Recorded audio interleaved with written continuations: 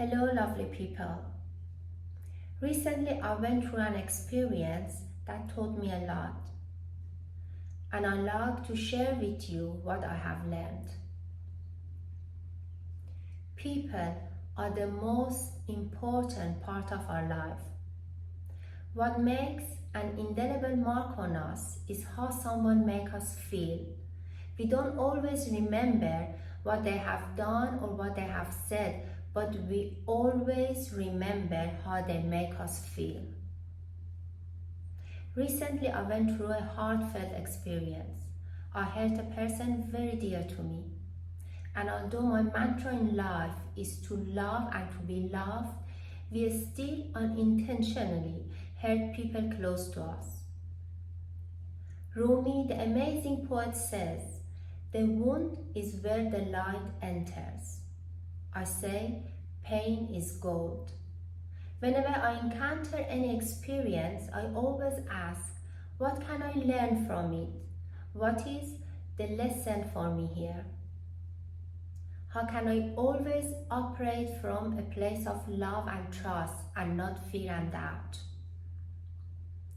Because with fear and doubt comes conflicts, misunderstanding, hostility, and many more dark and unnecessary situations.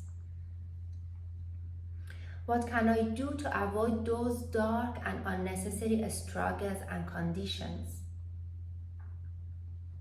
And this is what I learned from my recent experience. Ego. Everyone has an ego, and I believe most people are not even aware of how it affects their daily life. I certainly was not aware. The ego has the power to influence or derail every aspect of our life. Ego-based mind can dominate everything. I used to think that ego presents itself as arrogance, selfishness, and a feeling of superiority. But I know now that is not always that someone who is acting out or showing off. Ego represents that part of ourselves that identifies with our self-image, our personality, our talents, our achievements, and most importantly, our insecurities and weaknesses. The ego draws a line and separates you from everyone else.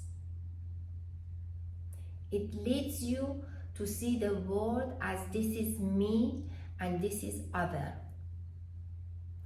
The ego makes judgments and longs to feel special. It loves conflict, creates enemies, and operates out of fear.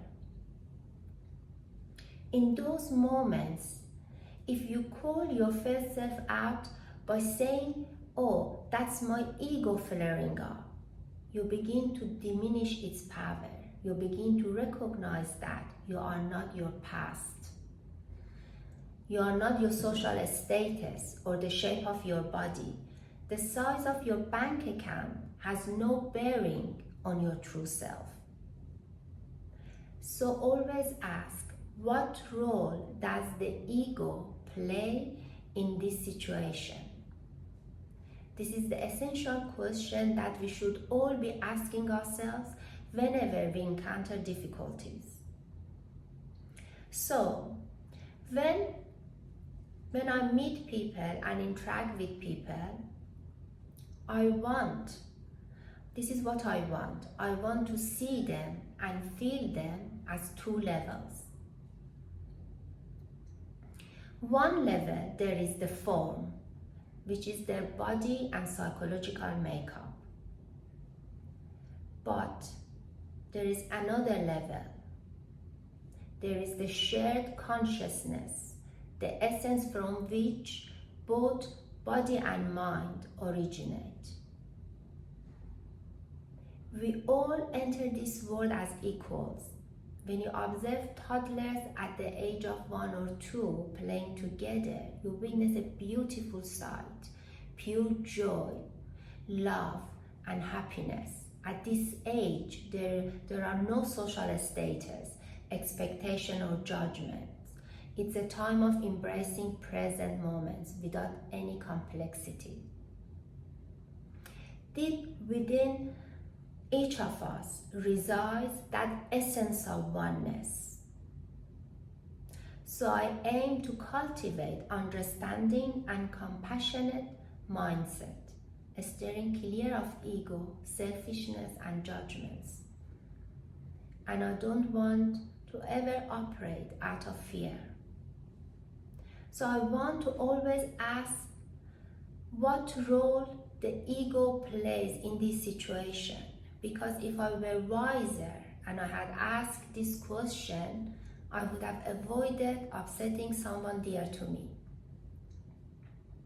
With all my love, until next time, take good care.